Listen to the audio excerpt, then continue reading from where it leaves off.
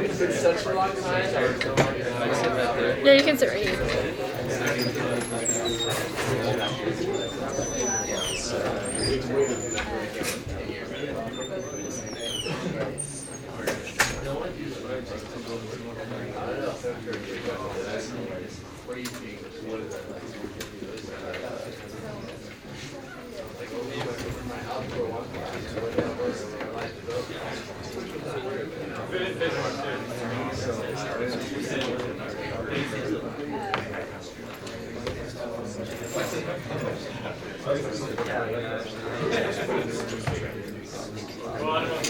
Hey everyone, we got a quiz today, so if you don't mind closing the laptops, putting away the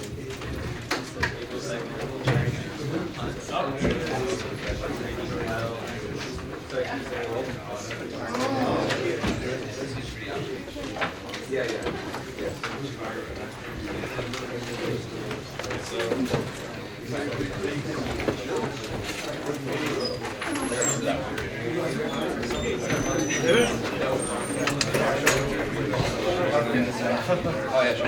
Absolutely.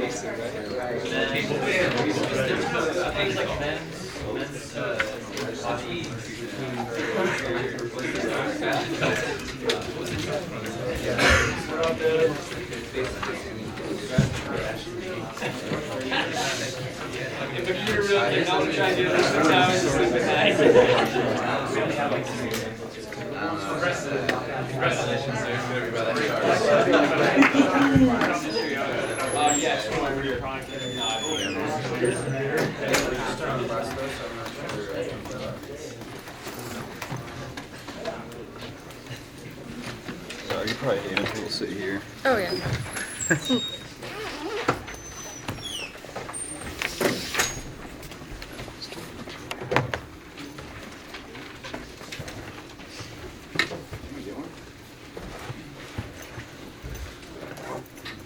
Yeah. Oh, you're not getting one? You get one? Oh, appreciate it.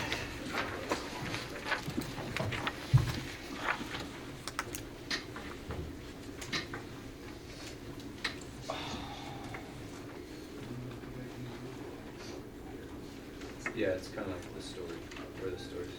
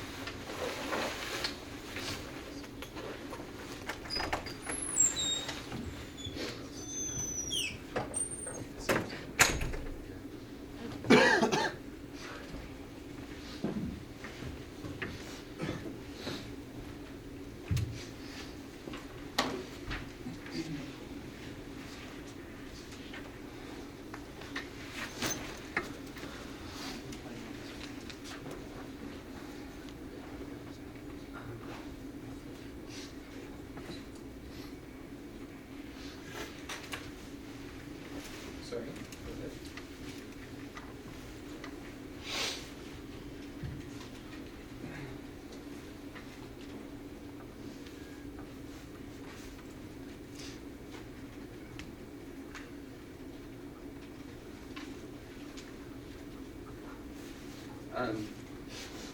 For both the Tech PC as well as the DG cable, we need both. And on whether we've got one or the other selected, it has the speaker needed. Yeah.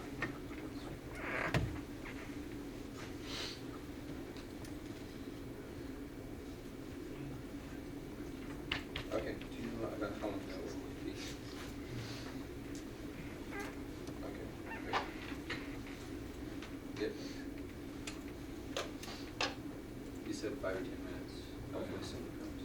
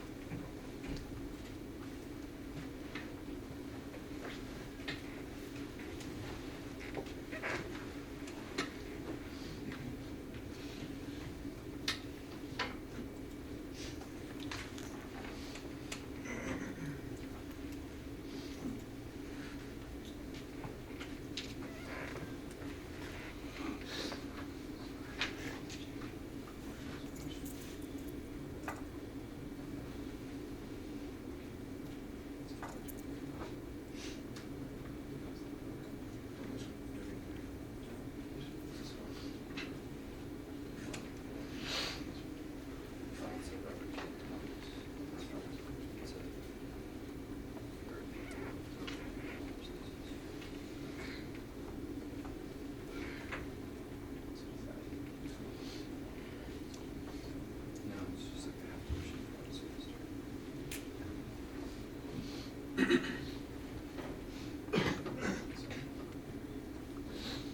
India.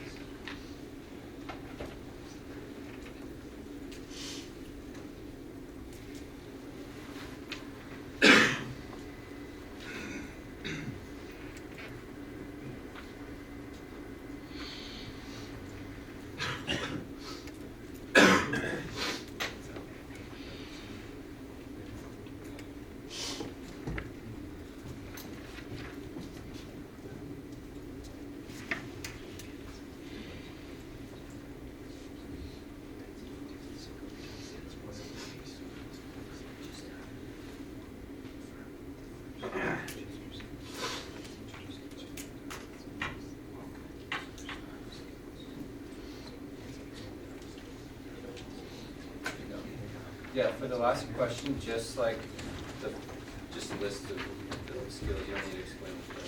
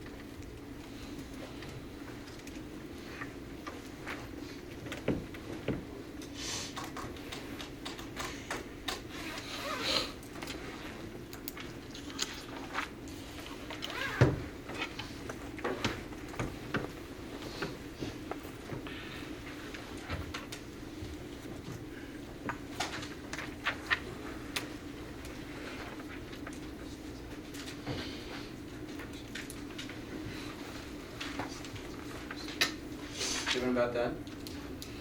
Sorry, I'm distracted with the tech up here.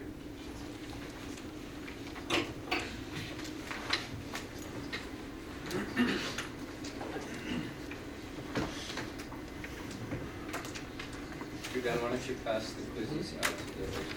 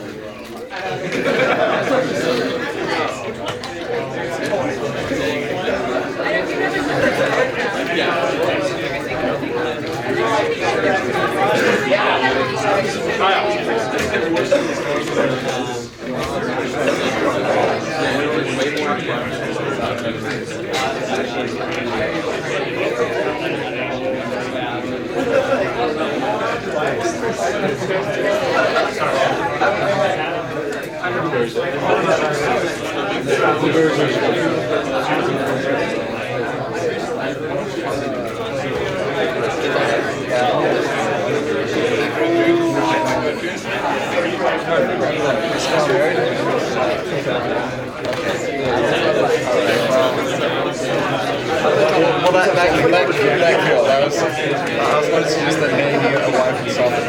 No, I think he's already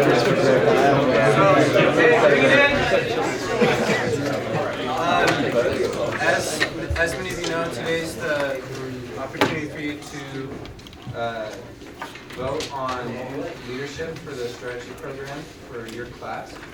And so to help kind of take that on, we're going to turn over to last year's president and vice. Cool. How you guys doing? Is that like a quiz? Yeah, you guys all look solid. Bad question. Yeah, we're just going to get through this. It'll only take about 10 to 15 minutes. But, we're going to start with Jared, go through the president role. Jared, Adam, and then we'll go with, I have a list, but we'll go to that point. Something that I want to bring to your attention is the closing banquet, which is on the 15th. I don't know if this mentioned this to you.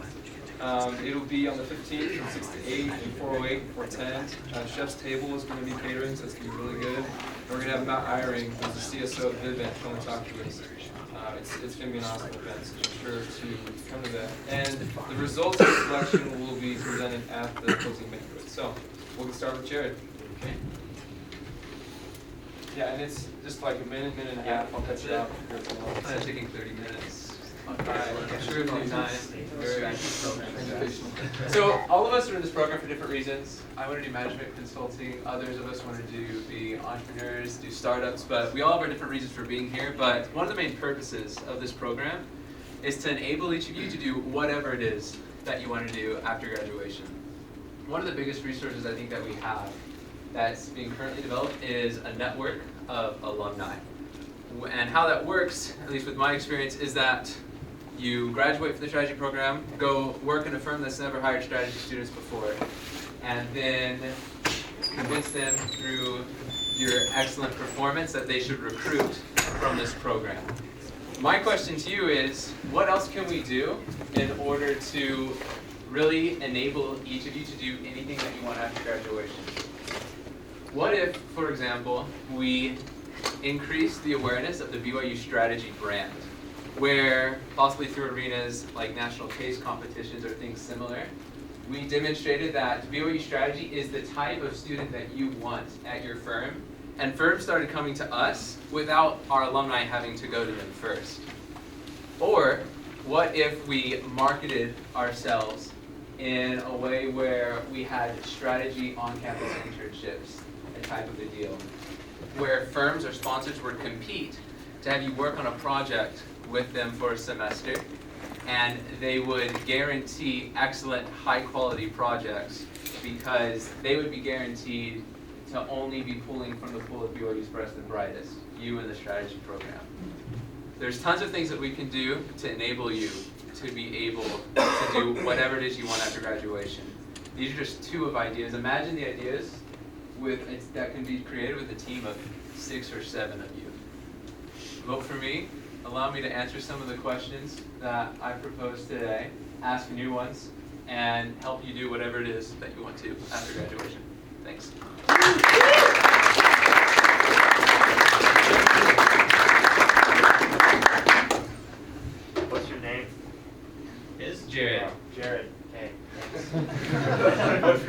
That's important. This message has been approved by. No, my name's Adam, and I'm here because I really think I can make a difference in the strategy program. Instead of asking you each for your votes, I went around and talked to a lot of you about what you think really can be improved in the strategy program. Two things really resounded. One, that you'd like to see a more cohesive network within the program, as well as moving forward with alumni that gives you that effective professional network. As well, you'd like to see more effective assistance in helping you get jobs and internships outside of the big three. Why? I think I'm capable of doing this. I talked to the current strategy presidency and found that there's been some roadblocks and difficulties in being able to build out that sort of alumni network. My experience up to this point here at BYU, 3 years ago, as the director of the International Committee here at BYU, I was able to create what's the largest peer mentoring program in the Study Abroad Mentor Program. And currently, I'm directing BYU's Global Career Program, which is we are currently launching a coalition between Career Services, Alumni Services, the Marriott School and Kennedy Center, which will be the largest alumni mentoring program, internship, career placement program here at BYU. It's hard, like I can agree with the strategy presidency. It's not something very easy to do, but it's something I've now got years of experience in creating and doing. One of my personal mentors, Lou Kramer, who's the former director of the World Trade Center, always tells me one thing: your net worth is your net worth. And that's why I really felt like I should run for the strategy president. Because I feel like I can help this program, that's really the best program here at BYU, increase the net worth of every last one of you. I'm sure you guys can imagine the value of a continuing network that lets you go with the best students and the brightest here at BYU for forever. We know we're all going to go into different fields. We're going to help you guys get there. But picture the value that you'll have, that net worth, of having that network continuously moving, those connections all over the world. And that's the program I really want to build out here in the strategy program. And I have the capabilities and the years of experience working through all of the red tape and with the alumni to be able to do that. And that's why I really want to make that difference, to be able to bring more work to this program for everybody that comes through it for the future. So vote for me. I'm Adam.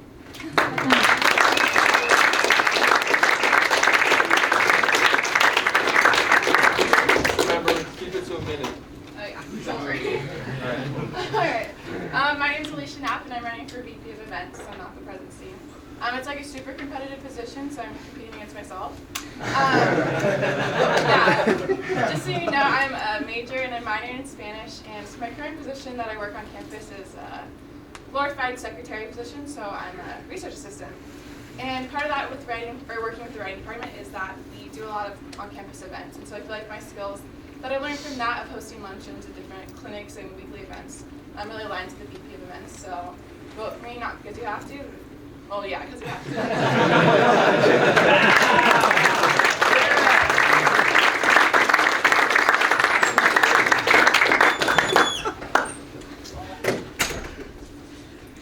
Okay, so I'm Claire. I'm running for VP of Marketing. The marketing position is really dealing with kind of the promotion of the major and recruitment.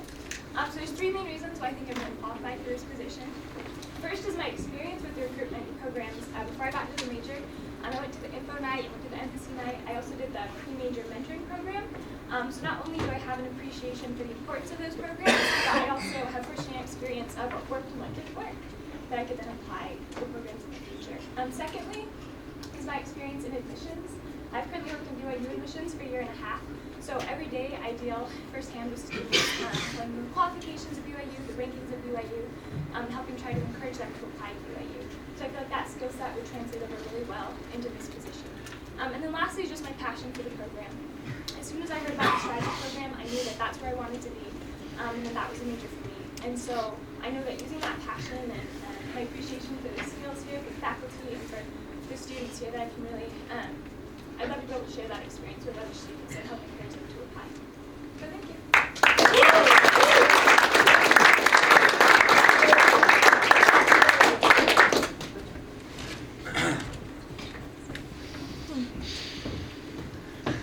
Alright, so the sound's not working, so I'm going to need some help from y'all. By the way, I'm Marshall Olkers, also running for VP Marketing. Alright, so can everyone here stand up?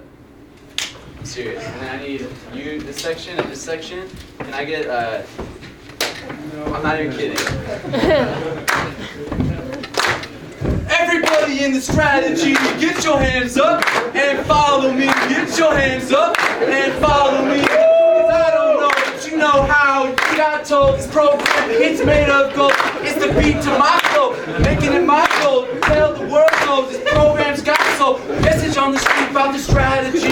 My brother, my sister, my family. Gonna get the word, gonna get it out. Swimming upstream like a rainbow trout.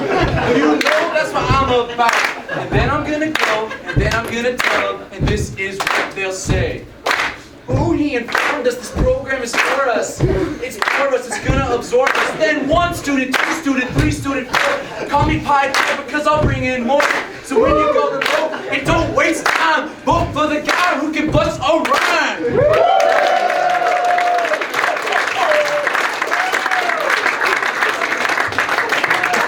Once again, that's Marshall Mathers, excuse me, Marshall Olkers, VP Marketing.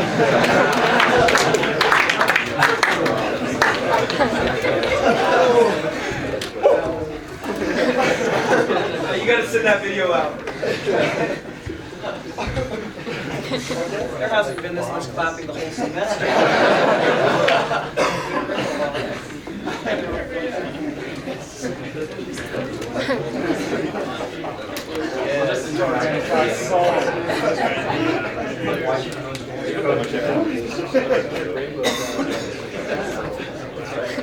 No reviewer ever could forget that.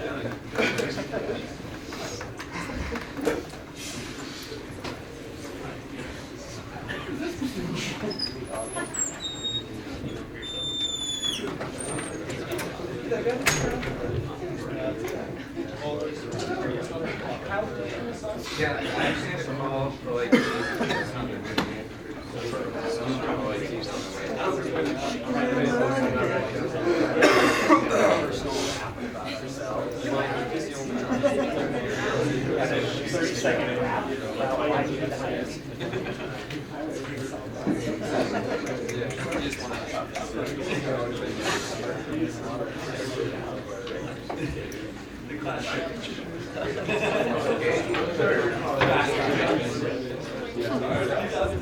Hey guys, so Joe made a movie for his position, but we're having some technical difficulties. And so Joseph, like Alicia, they're a shoe-in, right? They're awesome like that. So you'll just have to ask Joe to watch the movie later. Joe Decker? Yeah, Joe Decker. Yeah. So did you guys check your email? Did you guys get the ballot? Yeah, politics. So make sure to take that. If you guys don't have your computer, take it by the end of today, and you guys will know the closing banquet. So thanks for your help, guys. Have a great day.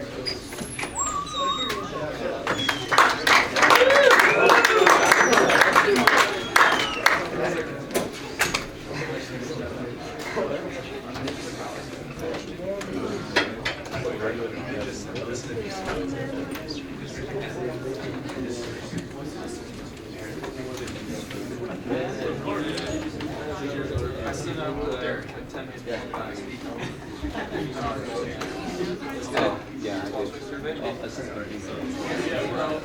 if you don't get the ballot, just let me know. I'll send it to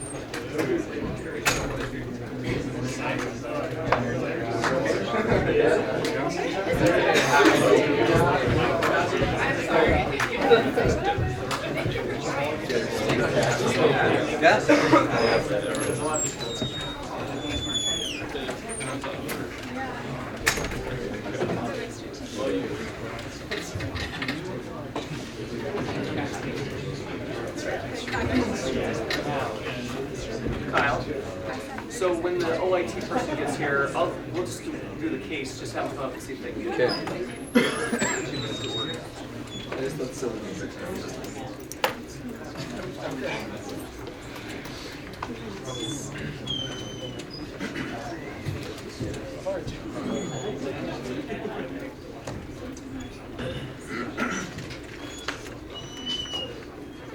See if I can try and blank the computer screen so that I'm not highlighted in blue.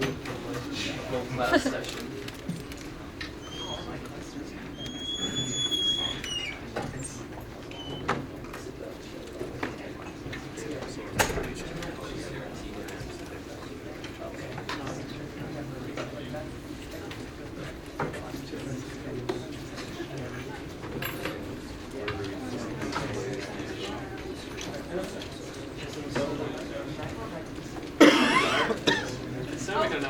Yes.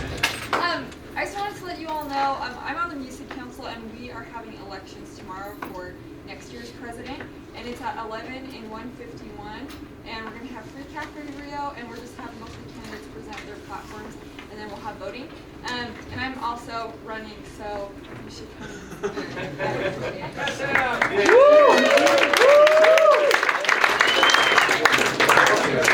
What position are you running for? Vice president? All right. Get out. Get out the vote. 151. Yeah, 151 free cafe Rio. 151. Wait, 11. Hey Sam, are you gonna rap too? Maybe I'll hire Marshall. She's working on it. She'll maybe next time. All right. So today we want to talk about the big idea group and networking, and you can ignore the man behind the curtain here while we talk about the big idea group. So I want to start. So it's been a while since we've kind of done a case like this. It's been probably 6 or 7 sessions. So I want to sort of go back to our basic framework around strategy, and I want to start, and I want to see. Let's see. I'm going to start with Todor. Todor, give us the sort of quick summary of what is Big Idea Group's strategy. Because this company is a little different than some of the ones we've looked at in the past. Right? So, what do you see as their strategy?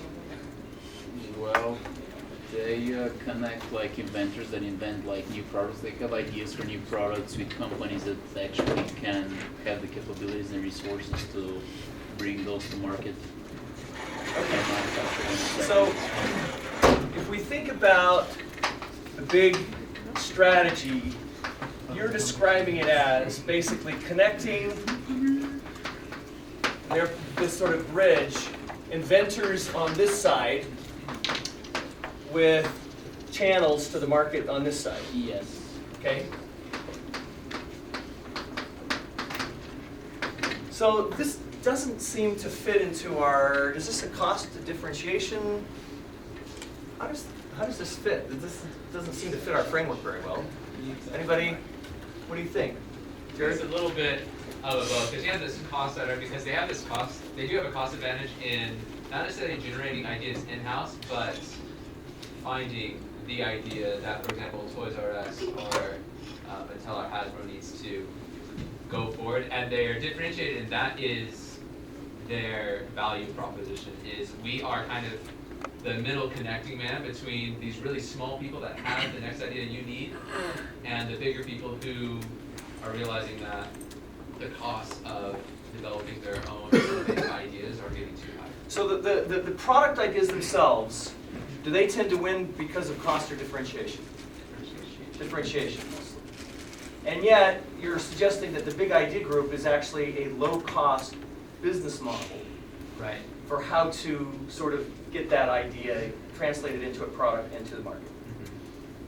Okay, so so let's think about then the process that they go through in order to, and how they do this at sort of low cost, and what are their resources and capabilities that they have to build to be good at this, and to succeed. So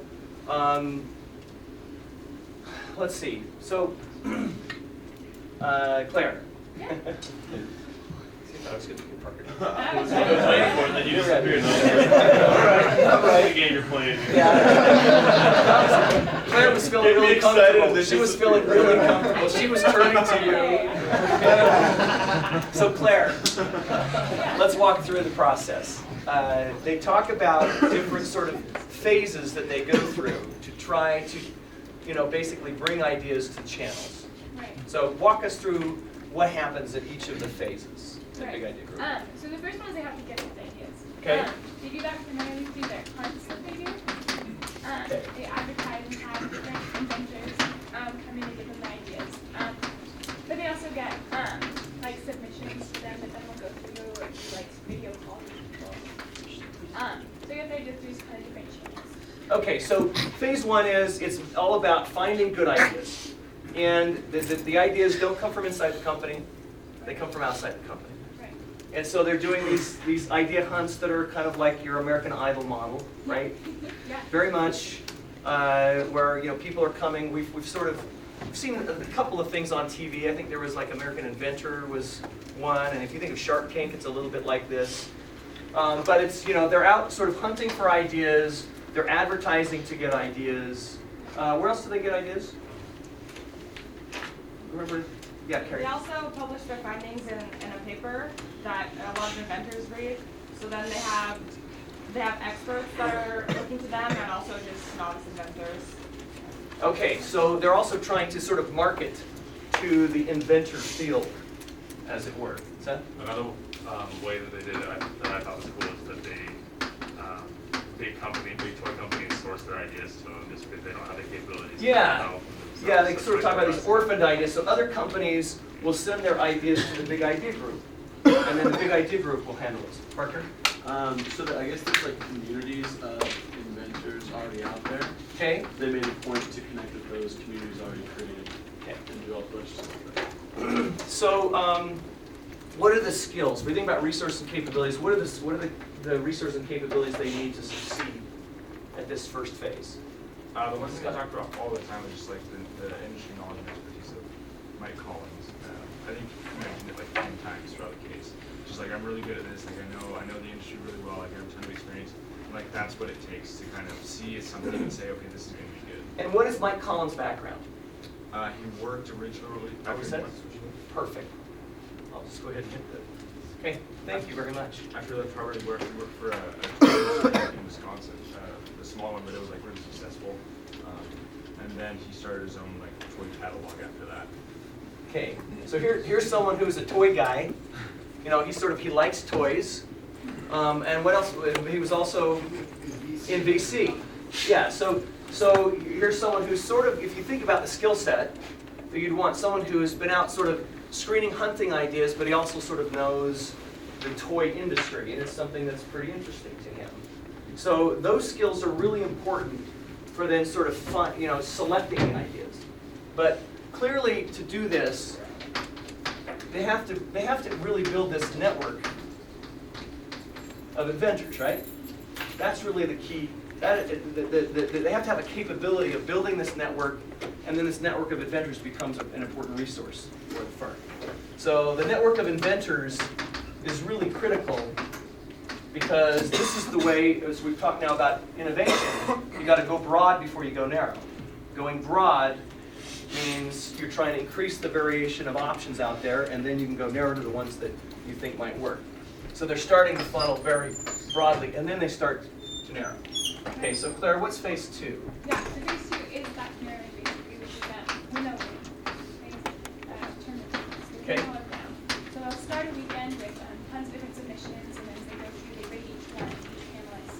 And then by the end, they come up with a handful that they think are worth their time. Okay, so they have a panel that actually helps them look at the ideas and decide which ones they think are good enough to move through the funnel. And who's on this panel? What kinds of backgrounds, expertise? Are these all employees of the Big Idea Group? No, they actually get a lot of outside people who come like out in the box for today and they come for the weekend. It sounds like it's actually kind of a fun thing to be involved with. Yeah. And a lot of them are fellow inventors, or industry experts. Okay, so it's what's interesting is this is very much a virtual organization. right? They have very few employees of their own. They're not getting their ideas from their employees, and they're not even screening any ideas with their employees. They're mostly using here, they're using outsiders with the expertise that they think you need to select really good ideas. And what kind of expertise might that be? Different, like some of them have invented many products themselves. Okay. They've All right. already gone through that process. Yeah, so they want people who actually are inventors and have some experience with creating new products. In fact, Mike Collins told me, he said, we once brought in a merchandiser for Toys R Us to be on this panel because we thought Toys R Us, biggest toy company, you know, this was somebody who was in sort of marketing and merchandising, and he said, you know, confidentially, the person was a total dud because they couldn't think about the possibilities of a new product. They could only think about the reasons it wouldn't work. And if you think about the assessment that you took, the Innovator's DNA assessment that you took, at least at these two phases, who do you want, what profile do you want on the panel and coming up with the ideas? You want, it's pretty, you want innovators, maybe developers. You might start to get to some developers here, but you pretty much mostly want innovators and developers, and you don't want to focus, probably a lot of focused executors at this point, because you're trying to narrow the ideas. All right, so they get this panel, again, all outsiders, they just pay them for their time, they come in, and then they winnow, and then phase 3. Phase 3 is they then refine these ideas that they winnow down. So they select a few, they take through a process. A lot of them kind of start with more of a rough concept, so they help turn it into something marketable. Okay, so let's try and understand what that process is. Someone comes in, they've got an idea for a product. These are mostly product ideas. They've got this idea for a product. What do they do to refine it and to test whether or not they think it makes sense? I think a lot of it is just done from the experience of people that have done it before. So a lot of people come in with these rough ideas, and it's a good idea, but they don't really understand how the market is currently or what the trends are. Okay, so what questions are they trying to answer at this stage? Will it work? Will it work? So how do you know if it's going to work? What do you have to do? You got a prototype. So one of the first things that they have to do here now is they have to go from product idea, they actually have to create a prototype of the product so that they have a concept, something that they can then test with customers. So, and where do they get these prototypes? Any idea? Do they have a prototyping shop inside Big Idea Group? Their prototyping shop is China, basically. So they have designers. So what they'll do is they'll have designers. If you think about it, you need designers. So they'll subcontract to designers that they think fit that particular project. Then they'll manufacture the prototype itself. This is almost all done through a set of contractors in China. So now you've designed the product and you've created a prototype, all again with people who aren't in your company. And then what do you want to do next? Test it, right? So now you actually need to go from prototype to test and market. And you're trying to figure out what? Do people want it? Will they buy it? What price will they pay for it? So now you're actually starting to move to this notion of, will we get market acceptance for this product? What sort of demand might there be? And how should we price it? And I'm going to share with you, I'll get you the chapters that we have from the Innovator's Method. This is a new book that's coming out. You're going to read a couple of chapters for next week with Nathan Furr, where we actually try and walk you through the process of once you get an idea that you think might be a good idea. So for example, do you remember I talked about Jen Hyman, who was the Harvard student who came up with the idea that maybe you could rent designer dresses using the Netflix model? Now the question is, will it work? It's an interesting idea. But now, the Innovator's DNA does a good job of telling you the behaviors to engage in, to come up with the ideas. But the innovator's method is more about the method innovators will use to test and validate that idea is going to work before you actually invest to launch it on the market. Because you don't want to invest if, in fact, you're not going to get market acceptance. And so you've got to test and you figure out, will they want it? How much will they pay for it? What will demand likely be? What are the channels? This is where you start to get to the business model of taking it to market. All right, so they go and they test it. So now you've got to have marketing people, right? So now they pull in marketing expertise. So these folks go, they test the idea on the market. They sort of prove that there's demand. They try and gather data to show that there's demand and see what people will pay. And then once they've done that and they think that they have this, this is a working product where they think there's market acceptance, then last phase. Then they fully bring it to market. They try to capture their So then we go to phase 4, which is bring it to market. Right. And how do they bring it to market? So they have relationships with a lot of different toy suppliers like Toys R Us, Mattel, and then some other smaller groups. So they kind of evaluate which brand it would work best with, and approach them with the idea and try it out. Okay, so now what's interesting is that they go to, these are essentially channels, potential channels to the market. Toys R Us represents retailers. Mattel represents manufacturers of toys, right? So it could be a set of retailers. These could be online retailers. They could be store retailers. Mattel represents toy manufacturers who may be looking for ideas.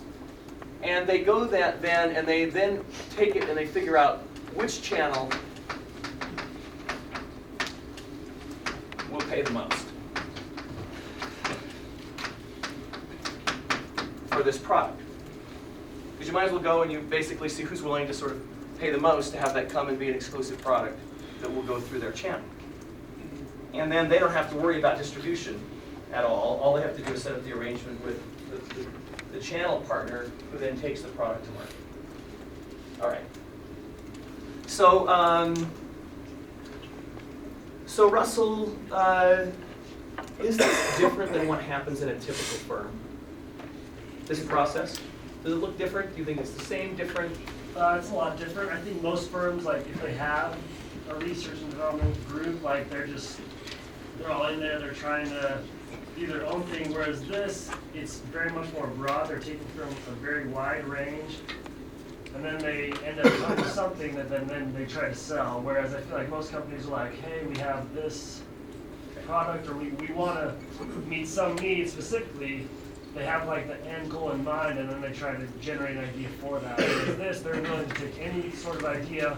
When they think it's good, then they'll go and try to take it to market. Okay. Yeah, Andrew. I mean, so two points. One, I think when you talk about the typical R&D of a company, they have to run into the problem of sunk costs.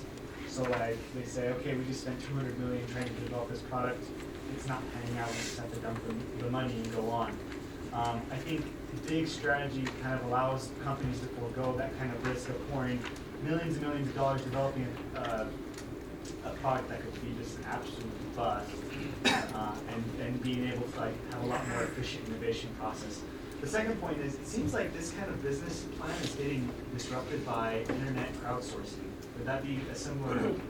So this is crowdsourcing, right? They're crowdsourcing ideas from inventors, putting it through their process to figure out which ones work, and then finding channels. And I think, Russell, you're right.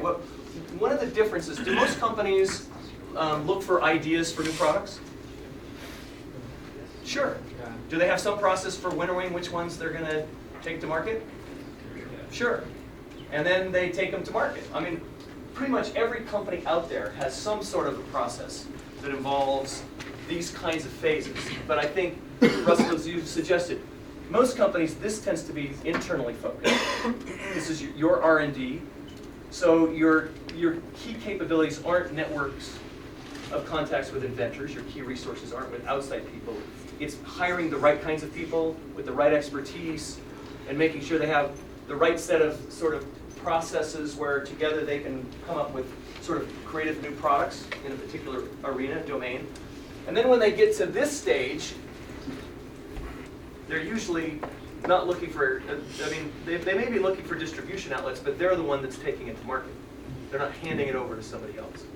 So I think at this stage and this stage is where we see it being, it's the most different. Right, and I think that's part of their philosophy too, is that like the best ideas, just are stumbled upon or come from the most unexpected places. And they're trying to capture that by just having like this open network of taking in ideas from anywhere and everywhere. Yeah. With some of the research that I did this last summer, the common theme in companies that were the most innovative was they were somehow able to separate their R&D or innovation development from the other time crunch pressures of quarterly results that the rest of the business deals with. And because of that, they were able to experiment more, to be more creative, to have more patience with failure. And I think the beauty of the big strategy is that it's sourcing extremely cheap input for innovation with their constantly various other ways that they do it. And it mitigates a lot of the risk because they're presented with tons and tons of ideas and they can cherry pick the best. Yeah, so can you see how this is also a low-cost business model? You're only paying inventors for the ideas that you decide you want to take through your funnel and take to market. So they're getting 3, 5, 7% royalty. So you do pay them something for their idea. But then beyond that, it's all up to you to figure out how to take it to market. And you don't have a lot of employees, so you're only working on ideas that you think have high probability of going and succeeding in the marketplace. And I think one of the reasons I wanted you to see this case is that I think companies, like individuals, we're seeing more and more are succeeding with innovation because of their networking, because they're building networking capabilities to reach outside to get ideas that might be valuable to pull inside. And I think one of the big challenges for a lot of companies is somebody comes up with an idea that someone in the company thinks it doesn't fit what we do. Right? This is not an Apple, an Apple product or a Procter & Gamble product or LinkedIn or whatever it might be. So what typically happens when someone comes up with an idea that doesn't seem to fit the market arena of a company? You say, it's an interesting idea, but we just don't do that. Right? It sort of doesn't fit within our mission, our strategy. And so what do people tend to do when they get those ideas? What do? You get a great idea, what you think is a good idea to a company, you try and sell it to management, they say, we don't do that. You go out on your own, right? A lot of people then will go out on their own, and they'll try it on their own, right? Because the company's not willing to do it, you think there's some real potential, and so you go out on your own. And so we see a lot of people leaving companies to start other companies, in part because the existing companies haven't figured out a way to say, I know that's not really what we do, but I can see that there's a valuable idea here. And so you know what we're going to do? We're going to help you set this up, and we're actually we want to be maybe a partial owner of your company. Are companies doing this today? Yeah, it's interesting. Sean? I don't know, I did some work previously in VC, and it's really interesting that there's a lot of trend towards corporate VC. What I think is really interesting is you have companies that they're sitting on a lot of cash flow, and they're saying, well, we can either reinvest this and this, but when it comes to straight our cash on hand and our R&D budget, well, the probability if we just shotgun approach 20 different companies at seed A, we could have the probability of having a more successful, return just in the company than if we spent that same amount of money in R&D.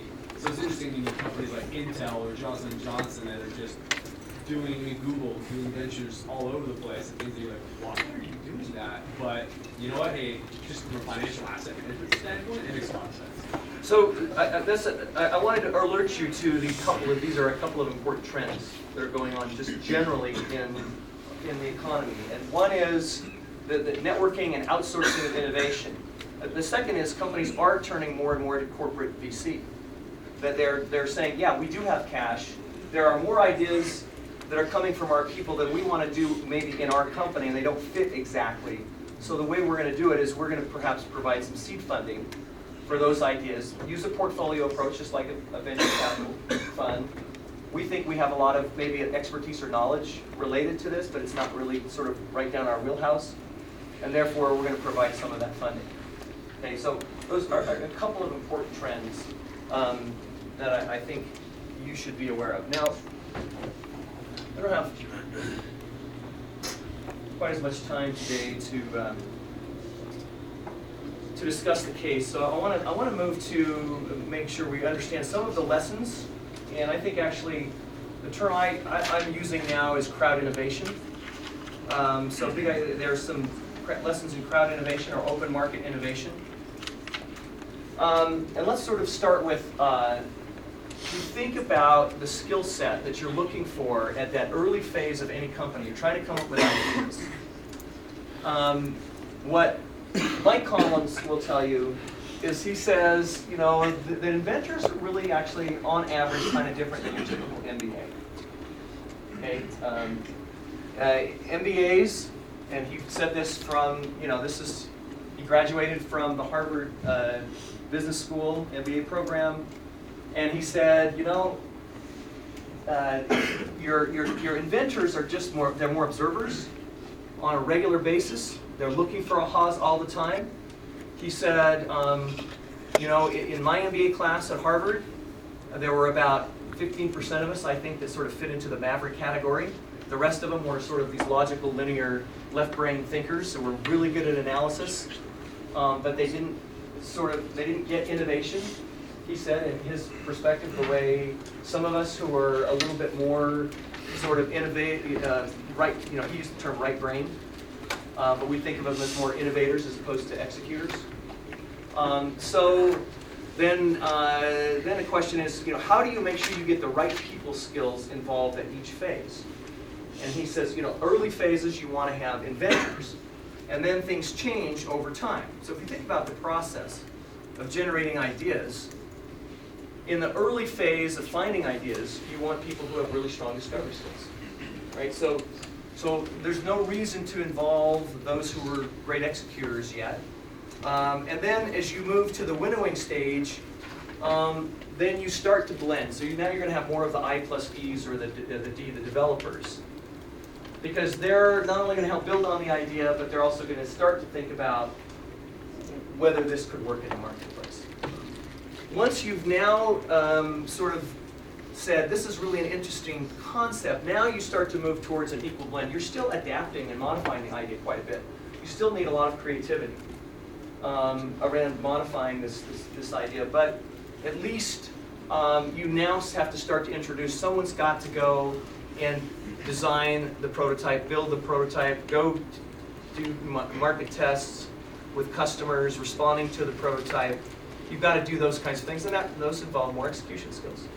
So you start to introduce folks with more execution skills later in the process, and then when you're going to capture value, the channel selection, once you've got the product, now you're moving to negotiating, making sure that you've set up the manufacturing, that you've set up the distribution to take it to market. Now you're moving more towards execution, and so again, you're going to start to use folks with more of those skill sets. Yes? I feel like we segment people, like you're either an innovator, you're an executor. Is it common to have someone who's just really good at both? When you say like, oh, now let's use our executors, is there someone who's just like rocks both? Is that common at all? No, I don't think it's common. I think it's possible. The reason I don't think it's common is, but I do think there are a lot of people that sort of have a blend. They're a blend, but I think there is in some ways a real trade-off between the time you spent executing and the time you spent sort of dreaming up ideas. So think about, you know how I mentioned when I get on an airplane, I get out my work, I make it very clear to my co-passengers that I'm working, right? I got stuff to do, I got stuff to get done. If I'm spending my time getting stuff done, I can't be observing, I can't really be networking, I can't be bringing a lot of new knowledge because I'm focused on executing. So in some ways there is a real trade-off between the two. We all have, some of us are naturally better at one skill set than the other. We tend to gravitate in that direction. But what I do think is true is if you are more of an innovator, you can get better at execution. How do you do it? you go to an MBA program, right? That's what Mike Collins did. He said, you know, I'm going to the MBA program so I can get better at the analysis, right, and the more execution side of what needs to be done. So MBA programs, you know, business schools, we're pretty good at helping you. You know, we give you a lot of work. You're going to have to learn how to plan. You have to learn how to follow through, get your work done, get it done on time, all of that stuff. This is all execution stuff, right? And for some people, for some of you, you find that's hard because it's not as comfortable, not as natural. But you get better at it as you do it. We don't really have, I think, great ways to teach people to be more creative and innovative, although design schools are emerging for that. So if you think about Stanford's design school, it's really all about helping people to learn how to be more creative, innovative thinkers. And I think we're seeing more of that getting introduced into schools to try and help build those skills.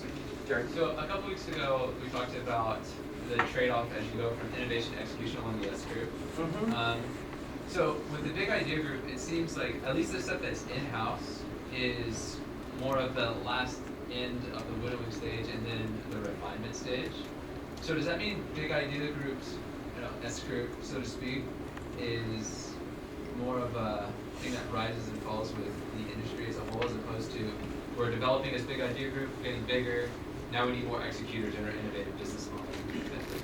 Yeah, I think their focus is really largely, if you think about their process, and if we move to the process side of it. So, you know, they do care about process, but here it's networking processes to find ideas.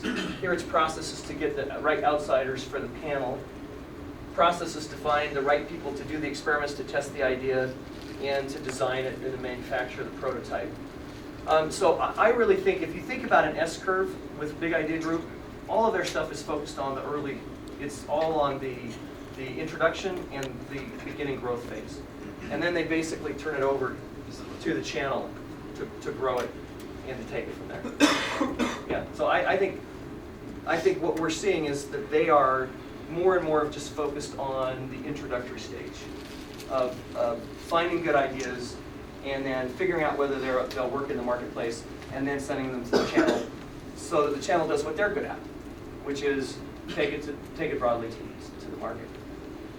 So so if we just sort of look at the phase overall then, and I just want to make sure you also understand, whenever, you know, I think a lot of business schools, we don't really talk a lot about sort of product development and the fact that good strategies are almost always based around good products. Right, that there's actually a good product that you're bringing to the market, or a service that is some way differentiated or low cost. And this is sort of the process that you tend to go through. You got to generate the ideas, then you got to evaluate the ideas, you got to refine them as you test them in the market, and then you got to launch them and take them to the market. And that you often have different skill sets that might be required at the different phases. More and more companies are looking outside here, and I think in some ways they're looking for more partners in things, partners as ways to launch ideas to the market as well. All right. So Mike Collins then said, we had no idea of the value of our inventor network. A client actually alerted me to the value of our network. He stated, I'm getting killed in this product category. I need some new ideas. Do you think your inventor group could help? This was actually a small appliance maker, kitchen appliances. And so then he starts to think, well, maybe our inventor network could basically be like your R&D lab. So what they did was they did these contests for ideas for companies. So the inventors send in their ideas, they winnow them, they have a contest, you get paid a certain amount if you're in the one of the top 5 ideas. These inventors actually come to pitch their ideas on their own dime, the ones that get into the final stages, because they can make, you know, $100,000 if their idea gets selected, or $50,000 if they're second place, or $25,000, and then also they will get some royalty if their idea gets taken to market. So now they're going to the big idea group to get ideas, almost like this is part of the way we're doing R&D, is we're not just going to count on our own folks, but we're going to go outside and see if anybody else has some really good ideas for new products or services for our company. So there's also, we're seeing more of this blending too. We're going to do some inside, but maybe we do some outside, and we'll go, and this is, sort of seems odd to outsource your R&D, but in fact, that's what we're seeing is more and more outsourcing, even R&D. I'm just curious, an idea like this makes a lot of sense to me when it's like a toy manufacturer, but depending on the industry, it seems like some of these things would be a little bit more difficult. I mean, I thought it was interesting, the article talked about Eli Lilly doing similar things, but like a car manufacturer, somebody else, it seems a little bit more, be a very unique model to try to apply something like this. Yeah, so you think about a car manufacturer, you might think about trying to outsource ideas for a design, right, for the design of a car, because it's a very complex system. But it's interesting, the other product areas they went into first after toys, office supply, office sort of products, home improvement products. Then the next one surprised me, medical products. Does that surprise you a little bit?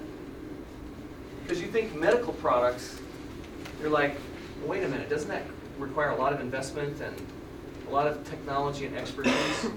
And I remember actually having this conversation I was with Clayton Christensen and Mike Collins in Clay's office. We were doing sort of a follow-up interview on this. And Collins was saying that they were going into the new area, and Clay's initial response was, oh yeah, I think that's a great opportunity. And I'm like, why? Isn't this, sophisticated investment? And he said, no, he said probably 75% of the new products launched in the medical space the idea came from a doctor or a nurse or someone in the hospital who had an engineering brother-in-law or somebody that they said, I really want to use, I need something that does this. And so they would go and they would, get someone to sort of fashion it, try it out, and then, somehow they would get it to market. Was it medical like devices, or was it? These are more the lower value devices as opposed to the more complex equipment. But he said a lot of the sort of products that are used in hospitals actually aren't as complex as you might think. Yeah. And a lot of people that come up with the ideas are nurses and doctors and people who work in the hospitals. Yeah, actually, I worked for a firm. It was a VC healthcare IT, and the majority of our clients were nurses, were physicians. We had a couple of them got from the Mayo Clinic, and he's like, "This is dumb. Why don't we change this?" And he's like, "Well, I got some grant funding. Let's do it." So a lot of the funding came from these people that were entrepreneurs. They were just like scientists. Like, I have no idea how to commercialize this, but I have an idea because I saw somebody crying in the hospital. Yeah. Now, one of the interesting things, you know how they talk about taking orphan products? And I remember thinking, why, if you're like Toys R Us and you get an idea that comes in from a customer, why would you turn it over to the Big Idea Group? And the answer is very understandable once you hear it, but it's not obvious. And the answer that I was given was, if we open a letter from somebody who sends us an idea and we're already working on that idea, and then we pursue it, they can come back and sue us for stealing their idea, right? Because they're like, well, I sent you that idea, and then you came up with a product like that. So by sending it to Big Idea Group, they don't have any of that liability. Big Idea Group can open it, they can review it, they can decide whether or not they think it's good. They can then pitch the idea to the company, and the company can say, we're already doing something like that. Or they can say, oh, no, that's a good idea. So they can take ideas from companies, these sort of ideas that get submitted that companies often are a little bit afraid to open because they don't want to leave themselves open to a potential lawsuit if they are actually working on a product like the one that has been submitted. All right, so as I mentioned, more and more companies, we're seeing this with the Big Idea Group, and you can actually find articles about the Big Idea Group out there. If any of you have ideas, Big Idea Group might be a place you'd want to think about taking it. Eli Lilly, we're seeing this more even in the sciences, where they have these posting of more complex ideas and then having others come and solve the problem. So there's like the Netflix prize for the algorithm. They were paying $1 million to whoever came up with the best algorithm, so to help you pick your movies. So they outsourced that outside the company. The X Prize was this group that paid, I'm not sure how much it was for the rocket to win into space. 10 million. It was 10 million. You got paid $10 million. If you could fly, you had to fly a rocket, a certain distance above the Earth. So we're seeing more and more of this start to happen. And so I think broadly, we're thinking about this as crowdsourcing. That you're going out, and the white paper version is the act of taking a job, traditionally performed by a designated agent, usually an employee, and outsourcing it to an undefined, generally large group of people in the form of an open call. And it's really sort of the application of open source software writing principles to fields outside of software. Okay. So here we have a student who says to the teacher, "I think you'll be delightfully surprised by the quality of my work on this assignment. I crowdsourced it." All right, so I want to talk a little bit more about this notion of you sort of crowdsourcing more of what you are doing. And I want to have you start. If you could pull out a piece of paper, if you've got your computer there. For the next 60 seconds, I want you to write down the names of the people you go to generate or spark ideas when you have a problem that you're trying to solve. This could be like an assignment, a school problem, could be a personal problem issue, but I want you to just start to write down the names of people that you go to that help you come up with ideas that will help you to solve problems that you face.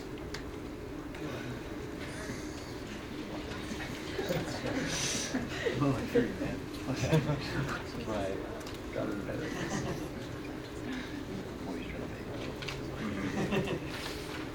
Do executors have to do this too? What's that?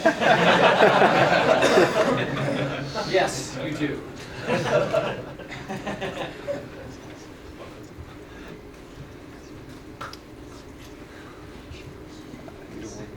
Actually, executors often tend to be very good networkers. But they network for different reasons.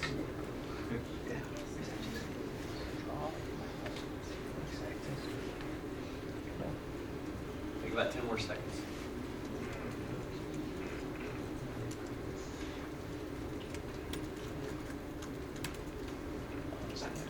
All right, stop. So when I asked you to do this assignment, if you thought to yourself, who do I talk to?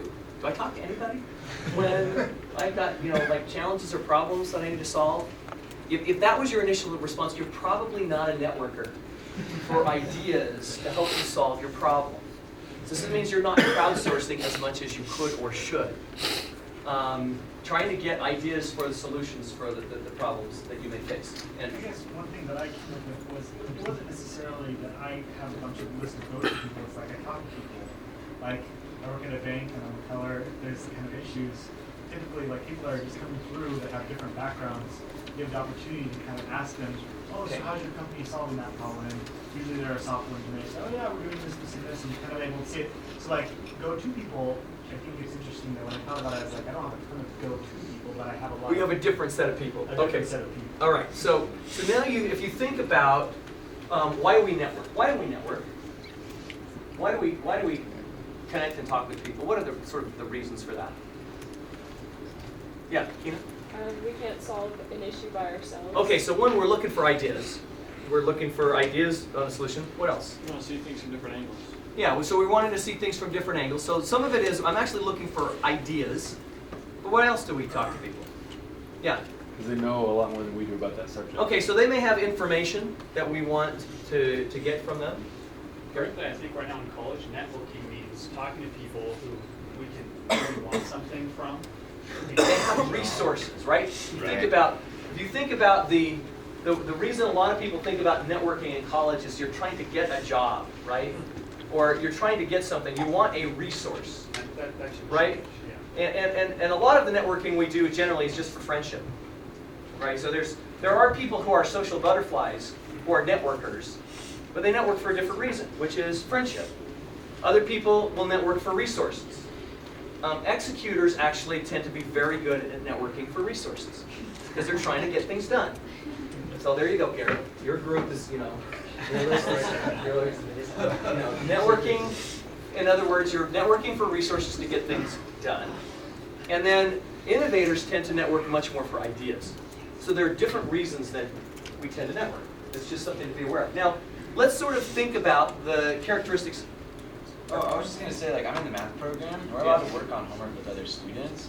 You are allowed? Yeah, Okay. because like they're pretty like complicated problems that we work on, and so like making friends and like having like a group of people that you can talk to literally helps you solve the problems. Because like I might know one and I can help you solve it, and they might know one. So that's like a really like I don't know, literal problem. And this is where you actually are bringing together people with different backgrounds, different information, and you work together to solve a complex problem. Yeah.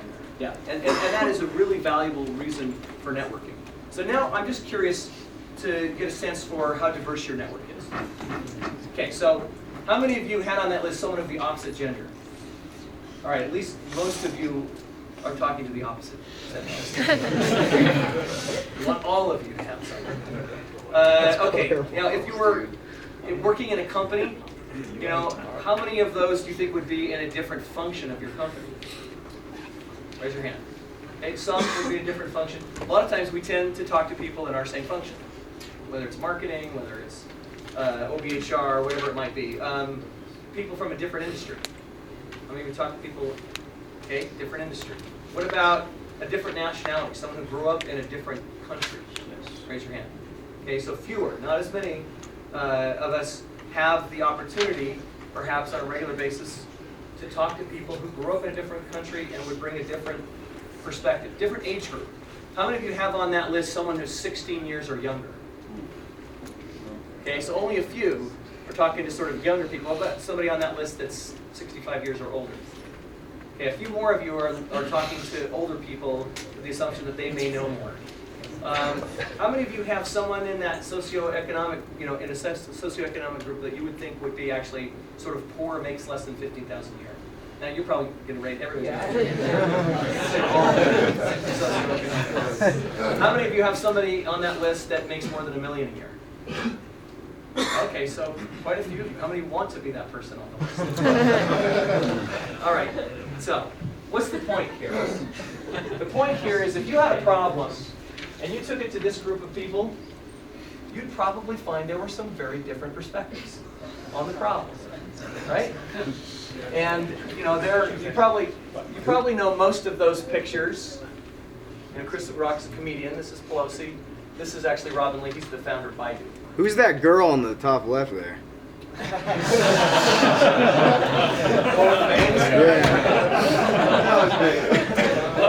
All right.